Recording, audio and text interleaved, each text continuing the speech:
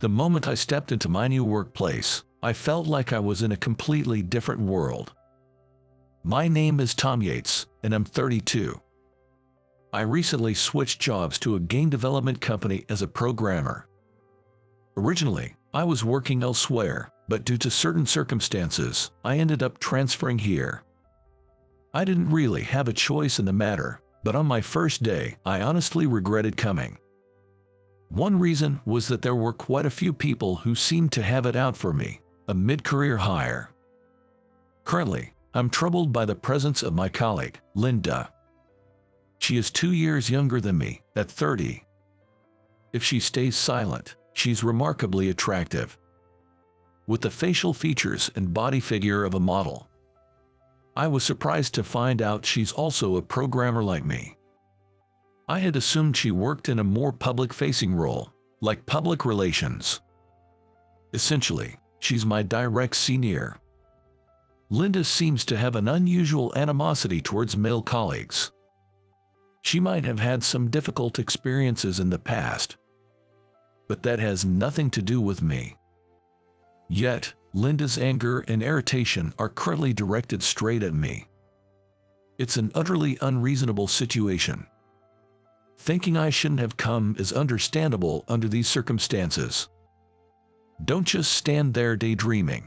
You're not expecting someone to bring you coffee as soon as you sit at your desk in the morning, are you?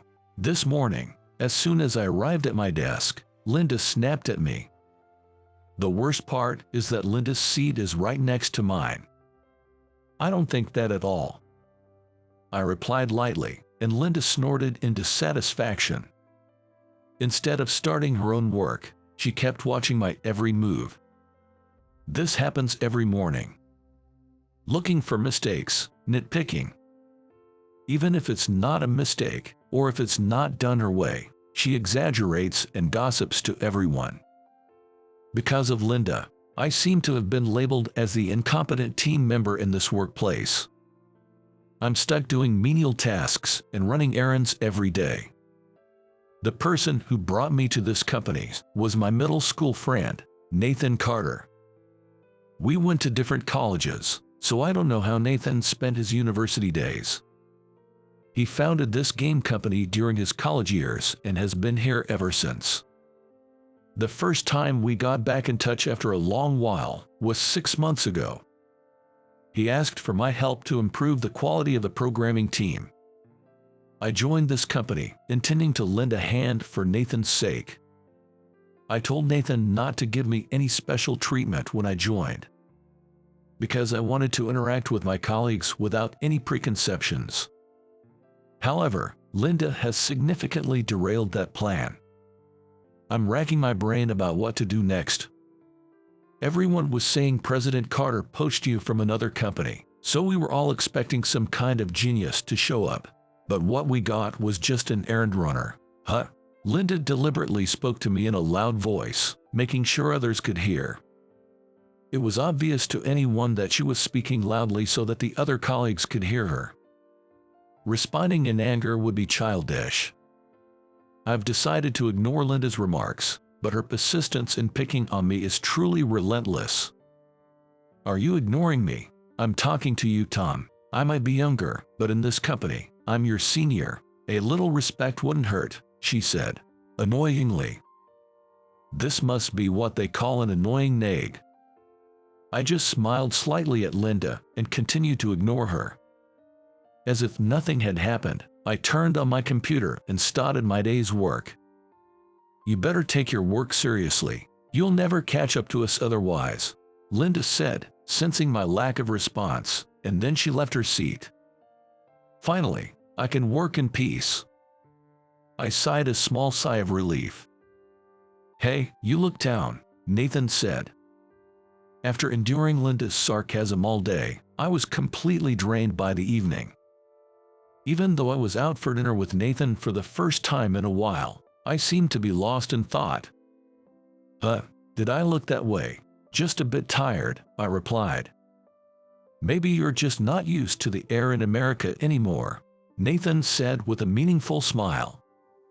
From his expression, I could tell he was still holding on to the fact that I had quietly applied to and attended a university abroad. "What's with that tone? You still holding a grudge?" I asked. Nathan is usually a straightforward and good guy, but he becomes a different person when this topic comes up. It seems Nathan had his own plans. He wanted us to attend the same university and start a company together. That was Nathan's plan and dream. He should have told me something so important sooner. Expecting someone to read between the lines is not how things work here. I went to a university abroad because I wanted to experience something new. I always felt that I fit in better abroad than in America. I'm not very attuned to the subtle emotions of others, so that's what I thought vaguely. But there's another reason I've never told anyone. Because you went abroad for university, my startup was delayed by 2 years, Nathan said, his eyes slightly unfocused from the wine. "Hey, aren't you drinking too much? You've never been good with alcohol," I cautioned him as he reached for the wine bottle to refill his empty glass. "I only drink like this here. Maybe it's the owner's taste, but the wine and the food are so good that I always end up drinking too much," Nathan said. I couldn't help but agree with Nathan's words. This was the first place Nathan brought me to after I returned to America, and it's a very comfortable place. The creative French cuisine served here is unbelievably delicious. The wine selected to accompany the meal is almost gone from the second bottle. "It makes me happy to be praised by Nathan," a young woman's voice said from behind me. Nathan raised his hand slightly towards the owner of the voice. "Since I praised you, today's on owner Madison," Nathan joked. The woman laughed from the back of her throat at Nathan's light-hearted comment. A woody fragrance wafted past my nose. "Nice to meet you. I'm Chris Madison," the woman said with a smile, peeking at my face. Hearing the name she introduced, I was taken aback. It was because I had seen the name on the contract. Owner Madison is a woman. I had totally assumed it was a man. Surprised too much, my true thoughts accidentally slipped out, and I quickly covered my mouth with both hands. Chris laughed heartily, perhaps finding me amusing. She then pulled up a chair and sat down next to me. "It's because my name is Chris. I often get that reaction." Resting her elbows on the table and looking up at me with a mischievous gleam in her eye, she seemed to glare at me playfully. Despite saying she often hears it, she appeared somewhat displeased. "But Chris is such a beautiful name for a woman, isn't it?" Without any flattery, those words just slipped out. I was surprised at myself. Chris seemed just as surprised, her eyes widening even more. "I'm happy even if it's just flattery. Thank you," she said with a smile, looking very attractive to me. Her expressions changed so naturally and sincerely, making her incredibly likable. The one who provided the funds for my startup on a whim was Chris here, so she's also the owner of my company, and she owns this place too, Nathan explained. From Nathan's tone, it seemed Chris was quite the entrepreneur. She must have a knack for business. Yet, she looked younger than us. When Nathan was in college, she might have still been in high school or even in middle school. How she managed to come by enough funds to start a business just like that was a mystery. The mystery only deepened. "Don't worry, it's not shady money," Chris said with a chuckle, as if she could read my thoughts. "The only thing I've figured out from our first meeting," I said. "You've figured out something already," Chris responded, sounding pleased. It made me think she was someone who enjoyed conversation. "I've realized you're a woman full of mysteries," I replied. Chris smiled enigmatically at my response. Chris laughed meaningfully at my response. Then, she reached out with her pale hand to the wine glass left on the table. The dim light shone through the red wine, casting a beautiful glow on Chris's pale hand. It swayed gently, looking incredibly elegant. I watched Chris slowly take a sip of wine, vaguely aware of my excitement about what she would say next. Men are silly. Women are made of mysteries. A woman who can be fully understood is hardly worth mentioning, she replied. Her response struck a chord with me. After being nagged and criticized all day, I couldn't help but cherish this moment of enjoyable conversation even more. Hey, am I intruding here? Nathan interjected, sounding a bit disgruntled, as if he felt left out of the conversation between Chris and me. Are we being a bother? Maybe we are. We both responded, causing Nathan to let out an exasperated hey, hey. Unbeknownst to the tipsy Nathan, Chris had discreetly passed me her private phone number as we were leaving. Even after such a wonderful encounter, the same dreary morning awaited the next day. Fortunately, I've always had a strong tolerance for alcohol and have never experienced a hangover. Nathan, who arrived at work a few minutes after me, looked terrible and was slumped over his desk in distress. You drank too much, I told him, placing some hangover medicine and a bottle of mineral water on his desk. With a hoarse voice from the alcohol, Nathan slowly took the medicine, saying, "My bad," as he did so. I'd hate to call it a favor, but I'm looking for some information, I said to Nathan, who had just chugged down 500 milliliters of water and was catching his breath. I can't give you any information about Chris. I've been sworn to secrecy, Nathan replied, prompting me to click my tongue in frustration. It seems Chris got ahead of me. Now, figuring out how to approach this situation becomes a troubling dilemma. Nathan is the only reliable source of information I have at the moment. President Carter, hungover again, Linda interjected between Nathan and me. Although Nathan's title is president, his desk is on the same floor as ours. A consideration to make it easier for employees to consult with him. This makes the hierarchical barrier feel lower compared to other companies. Perhaps that's why Linda often talks to Nathan, the president, in a casual manner. Should I go buy you some hangover medicine again? Do you need some energy drinks and water as well? It must be a common occurrence for Nathan to be down with a hangover. Holding her cute pink wallet in both hands, Linda spoke to Nathan with an exasperated look. I always feel bad for this, but from today, I'll be fine. I've got my wife here to look after me, Nathan said, pointing in my direction. Back when we used to hang out together, it was always Nathan who got into trouble, and it was my job to clean up after him. I was reminded of how I used to be called his wife. Sure enough, I had unconsciously bought hangover medicine, prepared mineral water, and even vegetable soup. Linda, who sharply noticed these items lined up on the desk, glared at me resentfully. That expression made me realize her cold attitude towards me might also have something to do with Nathan's presence.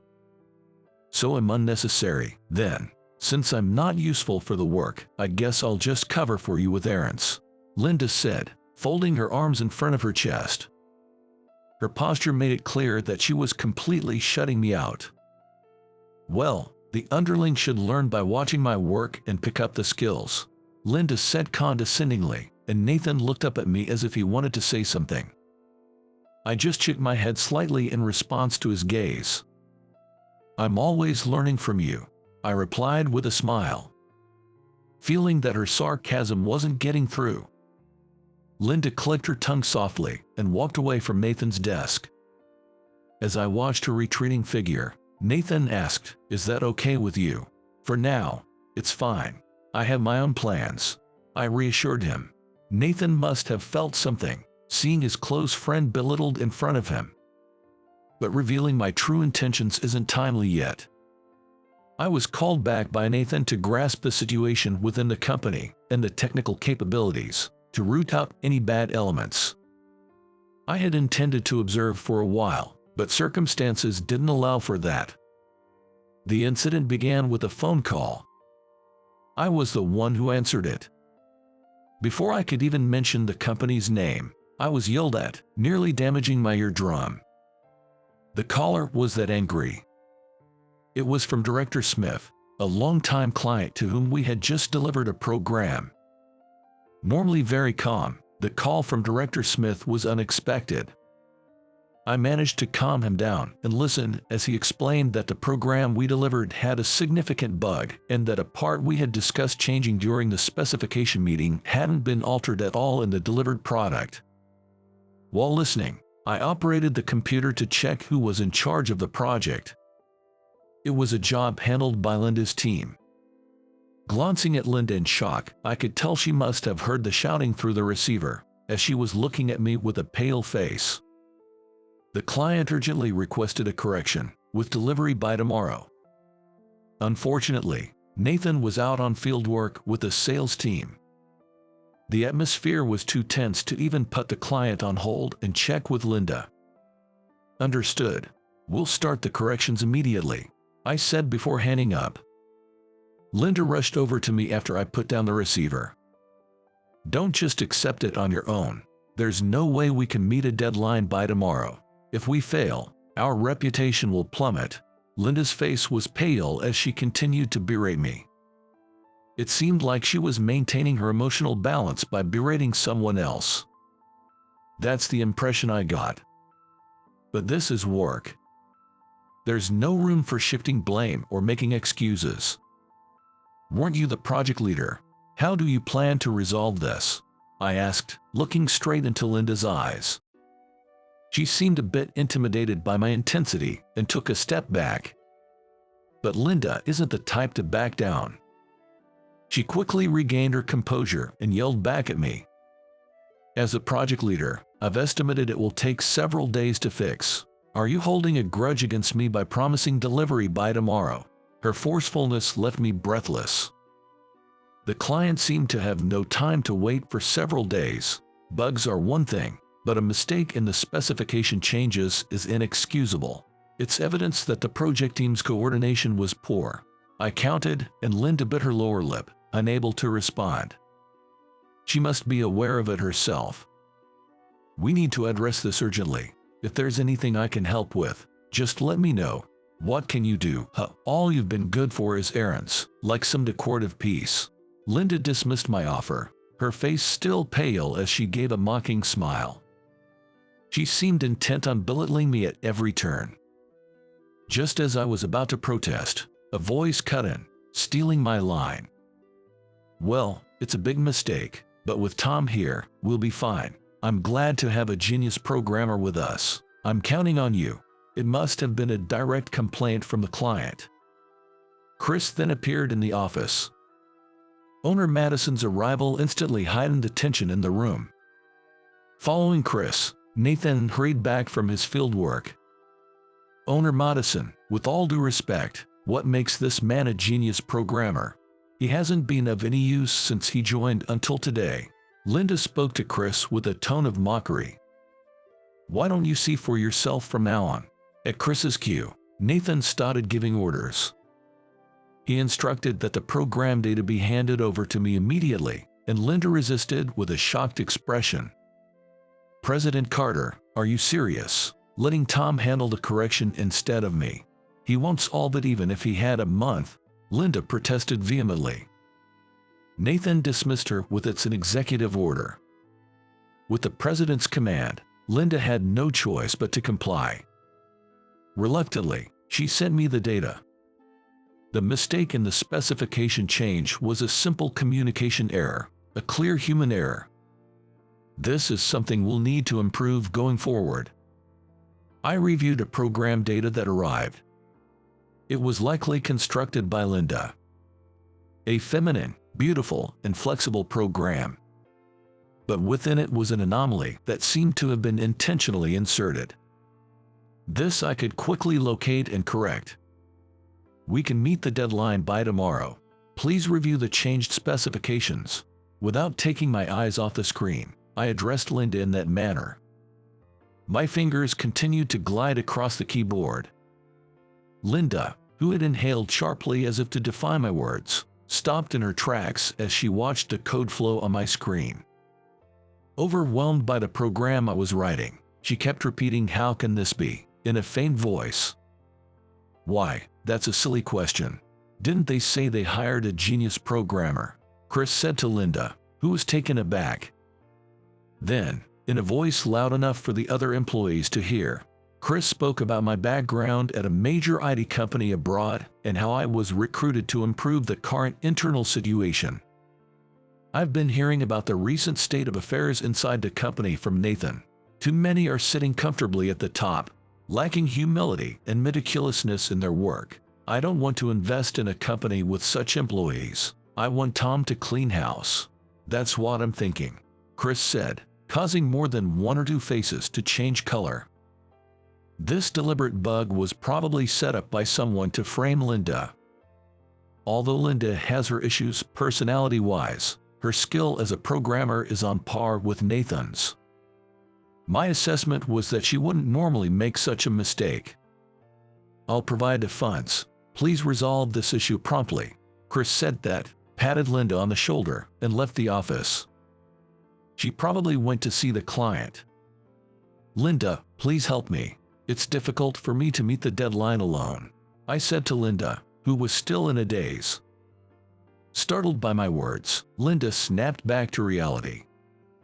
Reluctantly, she sat down beside me and began to work. And she said thank you in a soft voice. It was a voice only I could hear, but I'm sure that's what she said. It turned out to be an all-night effort, but by the time the morning sun rose, we had corrected both the bug and the specification changes. I believe the speed was unparalleled by other companies. My eyes were sore, and my shoulders felt as stiff as steel. You did well. We made it in time. I knew I could count on you, Nathan said, offering me an energy drink. He, too, had bags under his eyes. While we were making the corrections, Nathan had identified and decided on a punishment for the person who had planted the bug.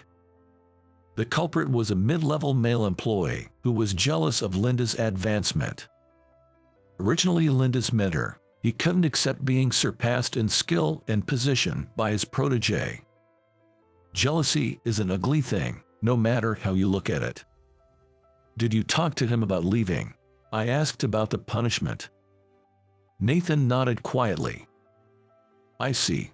It was evident from his expression that it was a difficult decision for the compassionate Nathan. President Carter, would you like some coffee? Linda offered coffee to the tired Nathan with gentleness. Nathan happily accepted it. Then, without a word, Linda also offered me a cup of coffee. I accepted it with a wry smile, and for once, her usually cheeky eyes softened with a smile. I wish I had a partner who could offer me coffee when I'm tired like this. I teased her, and Linda's ears turned red. Don't expect that from Chris. She's useless for anything but making money, Nathan said about owner Madison, but it wasn't meant as an insult. It was clear from his affectionate tone. During the all-nighter, Chris called a few times. She was entertaining the client at that wine place, keeping them in good spirits. Thanks to her, we weren't rushed or disturbed by complaints during our work. It was truly a relief. It's finished, you say. Congratulations. I've finished up on my end too and tossed everything into a taxi. Chris entered the office, seemingly a bit tipsy, her steps uncertain. She handed me a sandwich made by the chef of that restaurant, saying it was a treat. It seems there's soup inside the thermos, which retains heat well. It was a welcome provision for our tired bodies. Looks like you were drinking until just now, huh? All I can do is entertain and spend money to make sure no one complains. Chris laughed, claiming she had no other talents. But thanks to this talent, I was able to forcefully draw my destiny towards me, she said with a smile directed at me. Caught off guard by her sudden remark, all I could do was look puzzled. Linda, intrigued, jumped into the conversation. Are you talking about Tom as your destined partner? Huh? This was news to me as well. Look at Tom's face. He looks like a pigeon that's been shot with a beam. Chris laughed, holding her stomach as she looked at me. What does that mean? With a sly smile, Chris whispered, "It's a secret until you remember," and placed her index finger over her lips. After the delivery in the afternoon, I was exhausted and fell asleep in the rest area, where I dreamt for the first time about the day I was leaving for abroad. A girl with a mature face crossed in front of me, being seen off by my parents. Her slender chin and porcelain-like pale skin caught my eye. Then, the girl looked at me and smiled faintly. Do I have enough value to be gazed at like this? Caught off guard by her question, I apologized for staring rudely. Then, I responded, "I think you're definitely worth admiring." "Thank you, that gives me confidence," she said, sitting down beside me with a thud. Then, she expressed a desire to know more about me. In the short time before boarding, I believe we talked about each other. I was heading to Oxford University, and she was going to England to learn about her grandfather's business in the financial district, as I recall. "I want to live surrounded by things I love, doing what I love," she laughed, stating her only wish. When the boarding announcement came, she stood up and stared at my face. Then she said, "I appoint you as my destined person. I've decided now that you, who called me beautiful, are my goal. Be prepared." The face of the girl who laughed mischievously overlapped with Chris's as I woke up. "Yes, good morning," I startled as Chris's voice came from right beside me. "Did you remember anything about me? It was quite a task to find you. Really, were you looking for me?" My question came out awkwardly, overwhelmed by surprise. "Oh yes, I spent a fortune hiring 6 detectives. All I had was information about Oxford University." Chris laughed, then confided in me about her next plan. "The second phase of the plan is to make you fall in love with me." She said this with a serious face, even though that stage had long been surpassed. How should I convey this fact to her? What kind of expression would she have when I tell her? Excited, I carefully chose my words, hoping they would be the best possible answer for her.